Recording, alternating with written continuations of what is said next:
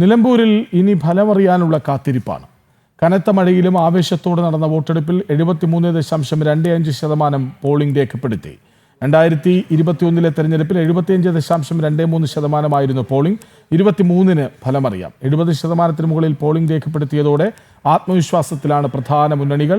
വോട്ടെടുപ്പിന്റെ സമഗ്ര വിവരങ്ങളുമായി ശിവദാസ് കന്മനം ചേരും. ശിവദാസ്, ഇപ്പോൾ പുറത്തു വരുന്നത് 73.25% പേർ വോട്ടിട്ടു എന്നാണ്. കഴിഞ്ഞ വർഷം 75.25% പേർ. നോക്കൂ, ഇത് ഒടുവിലത്തെ കണക്കായി തെരഞ്ഞെടുപ്പ് കമ്മീഷൻ പുറത്തുവിടുമ്പോൾ ഇതിലും കൂടാനല്ലേ സാധ്യത?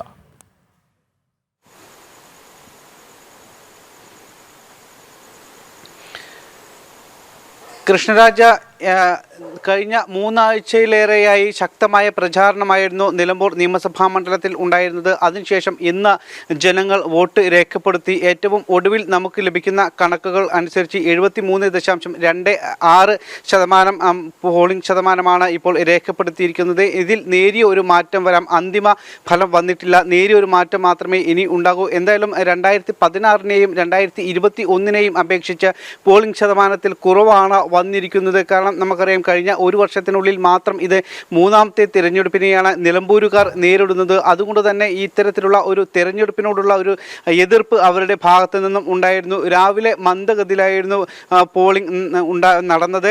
കാരണം രാവിലെ പ്രതികൂല കാലാവസ്ഥയൊക്കെ ആയിരുന്നു. അതുകൊണ്ട് തന്നെ കൂടുതൽ ആളുകൾ പോളിംഗ് ബൂത്തിലേക്ക് എത്തിയിരുന്നില്ല. അതിനുശേഷം കാലാവസ്ഥ അനുകൂലമായി. പിന്നീട് ഏകദേശം ഉച്ചയോടുകൂടി തന്നെ 50% അടുത്ത് പോളിംഗ് രേഖപ്പെടുത്തി.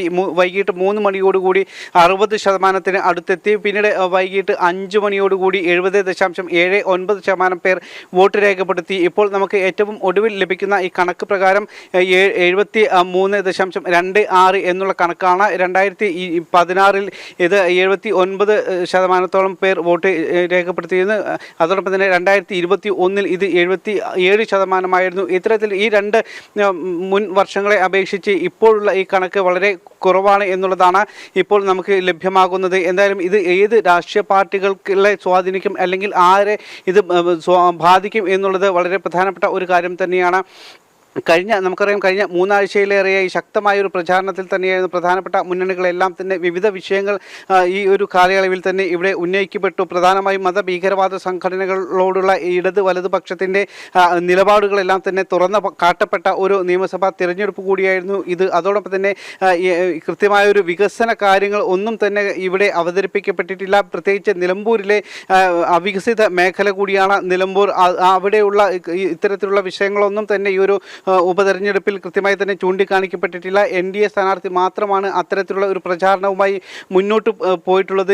അങ്ങനെയുള്ള ഒരു തിരഞ്ഞെടുപ്പ് കൂടിയാണ്. അതോടൊപ്പം തന്നെ PV അൻവറിന്റെ ഒരു സ്ഥാനാർത്ഥിത്വം ഇതും ഏറെ ചർച്ച ചെയ്തിരുന്നു. ഇങ്ങനെ ഒരു ചതുഷ്കോണ മത്സരത്തിലേക്കാണ്. അതായത് PV അൻവർ ഇനി മത്സരിക്കാനില്ല, ഇനി MLA ആവാനില്ല എന്ന് പറഞ്ഞാണ് സ്ഥാനം രാജിവെച്ചത്. അതേ അൻവർ വീണ്ടും തെരഞ്ഞെടുപ്പിൽ മത്സരിച്ചു. മാത്രമല്ല, വയനാട് ലോക്സഭാ മണ്ഡലത്തിന് വേണ്ടി 2 വട്ടം വോട്ടിടേണ്ടി വന്നവർ, അവർ തന്നെ നിലമ്പൂരിലും 2 വട്ടം വോട്ടിടേണ്ടി വന്നു. അപ്പോൾ സ്വാഭാവികമായും പോളിംഗ് കുറയും എന്ന് വിലയിരുത്തപ്പെട്ടിരുന്നു. പക്ഷേ അങ്ങനെ അല്ല സംഭവിച്ചത്. ഒരുപക്ഷെ അവസാന കണക്കുകൾ വരുമ്പോൾ കഴിഞ്ഞ വർഷത്തേതിനടുത്തോ ഒപ്പമോ അതിനും അപ്പുറത്തേക്കോ ഒക്കെ പോകാൻ സാധ്യതയുണ്ടെങ്കിൽ ഈ മുന്നണികൾ പറയുന്നത് എന്താണ്? എന്തുകൊണ്ട് വോട്ട് കൂടി?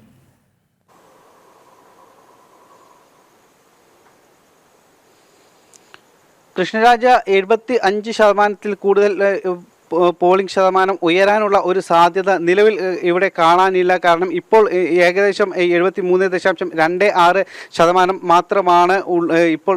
ഇതിൽ നേരിയ ഒരു വ്യത്യാസം മാത്രമേ ഇനി ഉണ്ടാകാനുള്ള ഒരു സാധ്യത ഉള്ളൂ എന്നാണ് നമുക്ക് മനസ്സിലാക്കാൻ കഴിയുന്നത്. ഇത് 2016-ലെയും 2021-ലെയും പോളിംഗ് ശതമാനത്തേക്കാൾ കുറവാണ്. കാരണം നമുക്കറിയാം, കഴിഞ്ഞ ഈ ഒരു വർഷത്തിനുള്ളിൽ മാത്രം ഇത് 3ാം തവണയാണ് നിലമ്പൂരുകാർ ഈ ഒരു പോളിംഗ് ബൂത്തിൽ പോകുന്നത്, അല്ലെങ്കിൽ അവർക്ക് വോട്ട് രേഖപ്പെടുത്തേണ്ടി വരുന്നത്. അതോടൊപ്പം തന്നെ ജനങ്ങൾക്ക് വലിയൊരു അമർഷവും ഇക്കാര്യത്തിൽ തന്നെയുണ്ട്. കാരണം ഈ ഒരു തിരഞ്ഞെടുപ്പ് കൃത്യമായി തന്നെ ഒരു അനാവശ്യ തിരഞ്ഞെടുപ്പാണ് എന്ന ഒരു വിലയിരുത്തലൊക്കെ തന്നെ ഉണ്ടായിരുന്നു. പി വി അൻവറിൻ്റെ ആ രാജിയിലേക്ക് നയിച്ച സാഹചര്യമെല്ലാം തന്നെ കേരള രാഷ്ട്രീയം പലതവണ ചർച്ച ചെയ്തതാണ്. LDF സർക്കാരിൻ്റെ ഭാഗമായിരുന്നു പി വി അൻവർ. അതിനുശേഷം അദ്ദേഹം LDF സർക്കാരിനെ രൂക്ഷമായി വിമർശിച്ചുകൊണ്ട് ആ മുന്നണിയിൽ നിന്നും പുറത്തു വരുന്നു. അതിനുശേഷം അദ്ദേഹം MLA സ്ഥാനം രാജിവെക്കുന്നു. അങ്ങനെയാണ് നിലമ്പൂർ ഒരു നിയമസഭാ തിരഞ്ഞെടുപ്പിലേക്ക് പോയത്. ഈ 3 ആഴ്ചക്കാലം എല്ലാ പ്രധാന മുന്നണികളും അവരുടെ സമ്പൂർണ്ണ സന്നാഹവും ഉപയോഗിച്ചുകൊണ്ടുള്ള ഒരു തിരഞ്ഞെടുപ്പ് പ്രചാരണം തന്നെയാണ് ഈ മണ്ഡലത്തിൽ നടത്തിയിരുന്നത്. അതുകൊണ്ട് തന്നെ പോളിംഗ് ശതമാനം വർദ്ധിക്കും എന്നൊരു കണക്കുകൂട്ടൽ പ്രധാന മുന്നണികൾക്കുണ്ടായിരുന്നു. എന്നാൽ ഭേദപ്പെട്ട പോളിംഗ് തന്നെയാണ് നടന്നിട്ടുള്ളത് എന്നതിൽ തർക്കമില്ല. കാരണം മലയോര മേഖലയിലെല്ലാം തന്നെ സാമാന്യം ഭേദപ്പെട്ട പോളിംഗ് നടന്നിട്ടുണ്ട്. നഗരപ്രദേശങ്ങളിൽ മാത്രമാണ് അല്പം കുറവുണ്ടായിട്ടുള്ളത്. മലയോര മേഖലയിലും അതോടൊപ്പം തന്നെ മറ്റ് ഗ്രാമപ്രദേശങ്ങളിലും മറ്റ് പഞ്ചായത്തുകളിലടക്കം നിലമ്പൂർ നഗരസഭ ഒഴിച്ച് മറ്റ് പഞ്ചായത്തുകളിലടക്കം ഭേദപ്പെട്ട പോളിംഗ് തന്നെയാണ് ഇന്ന് ഉണ്ടായിരിക്കുന്നത് എന്നുള്ളത് വസ്തുത തന്നെയാണ്. എന്തായാലും 23-ാം തീയതി ഫലം അറിയുമ്പോൾ ഇത്തരത്തിൽ ഈ പോളിംഗ് ശതമാനം അല്പം കുറഞ്ഞത് ഇത് ആർക്ക് തിരിച്ചടിയാകും എന്നുള്ളത് കണ്ടറിയേണ്ടിയിരിക്കുന്നു. കാരണം അപ്രവചനീയമായ ഒരു മത്സരം തന്നെയാണ് നിലമ്പൂരിൽ ഉണ്ടായിട്ടുള്ളത്. കാരണം ചതുഷ്കോണ മത്സരമാണ്. പലപ്പോഴും ഇടതിനെയും അതോടൊപ്പം തന്നെ ചില സമയത്ത് വലതിനെയും കൃത്യമായി പിന്തുണച്ചിരുന്ന ഒരു മണ്ഡലം കൂടിയാണ് നിലമ്പൂർ നിയമസഭാ മണ്ഡലം. അതുകൊണ്ട് തന്നെ ഇത്തവണ ഇത് ആർക്കൊപ്പം എന്നുള്ളത് ഇനി 3 ദിവസത്തെ മാത്രം കാത്തിരിപ്പാണ് ഇനി ഉള്ളത്.